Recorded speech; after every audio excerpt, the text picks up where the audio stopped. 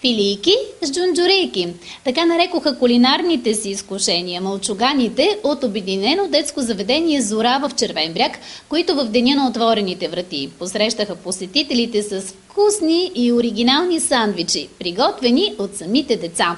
По този начин детската градина се включи в инициативата на регионалният инспекторат на образованието в Плевен. Едно необикновено и изпълнено с много емоции утро сътвориха децата от Обединено детско заведение Зора в Червен бряг в деня на отворените врати. Още в ранни зори мълчуганите, заедно със своите родители, започнаха подготовката на кулинарни вълшебства. Преди това обаче, като истински професионалисти в бранша, преминаха през теоретична подготовка. Как се правят сандвичи? Какви продукти са необходими за това и колко въображение е нужно, за да са не само вкусни, но и красиви? Това обсъждаха заедно, преди да се впуснат в истинските кулинарни приключения. От тук насетне стартира същинската част, когато с бързина и сръчност, с много въображение и старание, децата, напътствани от родителите, направиха невероятните филийки с джунджурийки.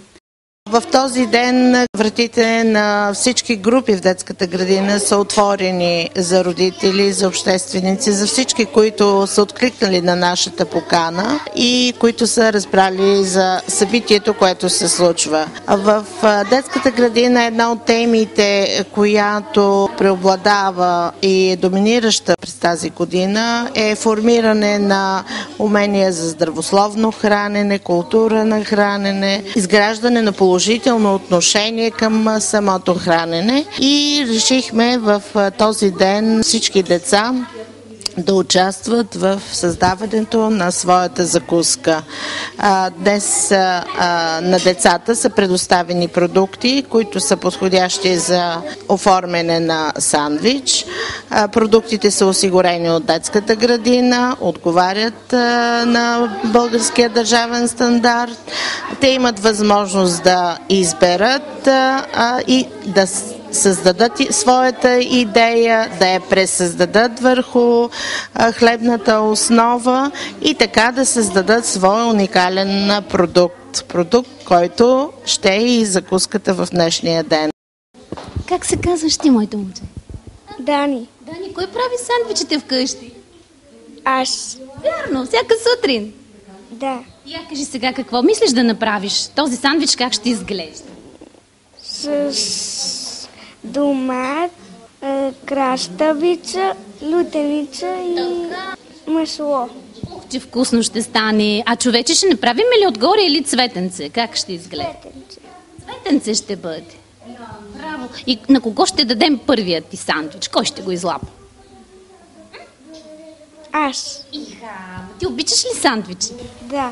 Този сандвич има домат, краставица, шунка и яйца и салам. Ама прилича на човече. Да, така го усмихнати личица правим. Да не си ти това? Не. Кой ще го изяде сега този сандвич? На кого ще го дадем? Ма те не се ядат, а който е най-бързи го слага за изложба. Обаче ти стана първи, виж, другите още не са готови. Ти са най-бързи. Колко минутки ти трябваше, за да го направиш? 5. 5 минутки. Колко часа се събуди тая сутрин, защото знаеше, че ще правиш сандвичи? 7:30. 7:30 и вече си готов с сандвичите. Браво, поздравям те. Ти ще станеш шеф. Шеф кой? Шеф Мишо. Да. Дали и как се справиха малките кулинари, потърсихме компетентната оценка на професионалистите. Децата се справят страхотно. Всеки в къщи е бил подготвен, гледал е как се правят сандвичи, всеки дете обича сандвичи и всички се стараят. Както виждате, усилено.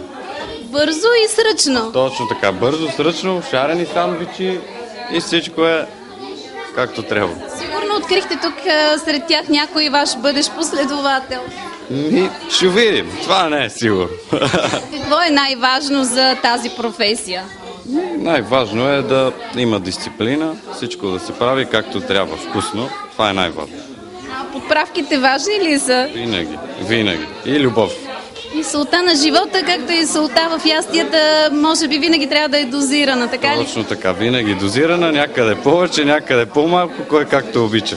Един символичен звук са пържали, заповядайте и да ви се чува думата. Навсякъде, не само вкъщи, заповядайте, покайте ги модели на далите, това да открие. Така? Денят на отворените врати завърши с открита практика по български език и математика, когато децата демонстрираха не само знания по образователните направления, но и завидни умения за работа с информационни технологии.